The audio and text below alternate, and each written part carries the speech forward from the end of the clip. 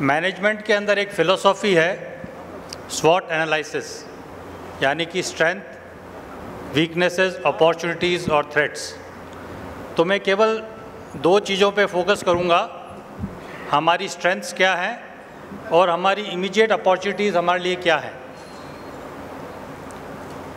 कल यूपी से पधारे हुए एक मिनिस्टर साहब ने बहुत अच्छी बात कही कि क्षत्रिय का जो सबसे बड़ा स्ट्रेंथ है उसका कैरेक्टर है, और जो हमारी व्यक्तिगत क्वालिटीज़ हैं, मैं सेना में रहा हूँ और सेना के अंदर ऑफिसर्स का जो सिलेक्शन होता है उस प्रोसेस के अंदर मेरा 3-4 साल का अनुभव है।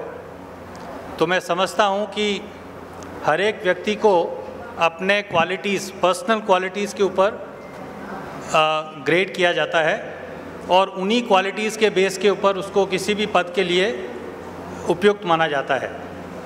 और मेरा ऐसा विचार है, इस संदर्भ में मैंने एक पेपर लिख के आपके स्मारिका के लिए लिखा है मैंने, जिसके अंदर विस्तार से मैंने क्षत्रिय गुणों की चर्चा की है।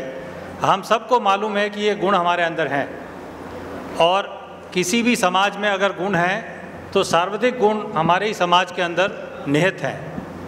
उन गुणों को और कैसे निखार कर सामने लाया जाए।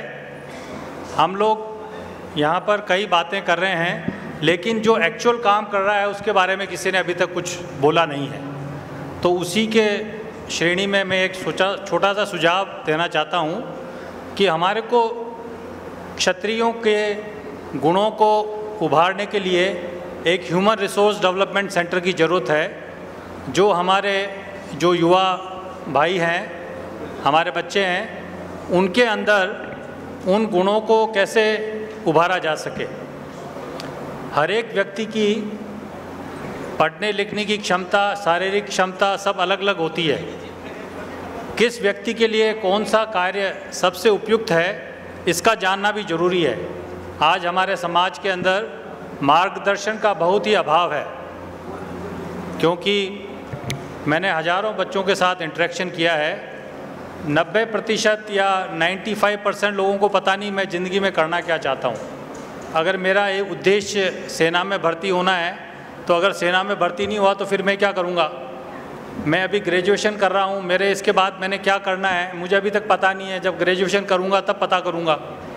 तो ये जो भाव हमारे युवा लोगों में है, इसको ओवरकम करने के लिए मेरा सुझाव है, और हम मेवाड़ की धरती पर बैठे हुए हैं, हमारे अपने भी कई संस्थान यहाँ पर हैं। तो इस तरीके का एक ह्यूमन रिसोर्स डेवलपमेंट सेंटर यहाँ पर डेवलप किया जाए, जिसके अंदर सब तरह के रोजगार के लिए अपने जो युवा हैं उनको तैयार करने के लिए उनको मौका दिया जाए।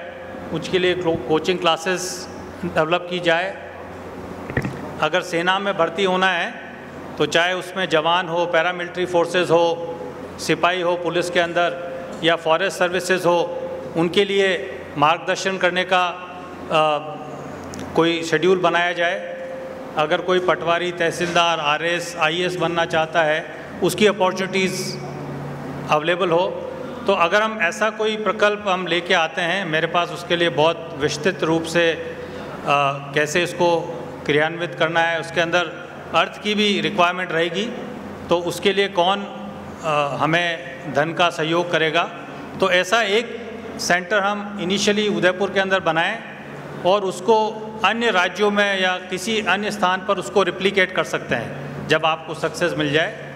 इसके लिए जो बच्चों का जो चयन करना है इनिशियल सक्सेस के लिए, वो उनके एकेडमिक्स के आधार पर या फिर उनके आईक्यू के आधार पर हम उसको टेस्ट करके और उनको इसके अंदर सम्मिलित कर सकते हैं।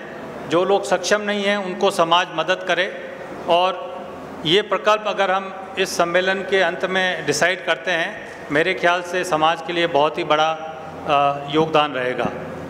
एक अपॉर्चुनिटी के बारे में बताता हूँ, क्योंकि आजकल यहाँ पर ज़्यादातर राजनीति की बात हो रही है, और राजनीति में लोग, समाज और राजनीति का काफ़ी कॉन्फ्लिक्ट रहती है, क्योंकि व्यक्ति जो राजनीति करता है वो समाज के लिए नहीं करता, वो अपने खुद के लिए करता है या खुद के एम्बिशंस के लिए करता है। लेकिन उसके अंदर हमारे पास अपॉर्चुनिटी है कि हम समाज को कैसे उसके अंदर विलय कर सकते हैं। और ऐसा मैं सुझाव देना चाहूँगा कि मेरे ख्याल से अगले इलेक्शन से महिलाओं के लिए 33% रिजर्वेशन या 30% रिजर्वेशन हो जाएगा। तो हमें अपने अपने इलाके में महिलाओं को आगे लाना होगा, उनको नेतृत्व की क्षमता देनी होगी। और मेरे ख्याल से अगर हम सभी अपने अपने इलाके में महिलाओं को इसके लिए आगे लाएं, और महिलाएं वैसे भी जहाँ पर आगे होती है तो वो अपने आप, वो घर अपने आप सुधर जाता है। तो इतना कह के मैं अपना वचन समाप्त करूंगा।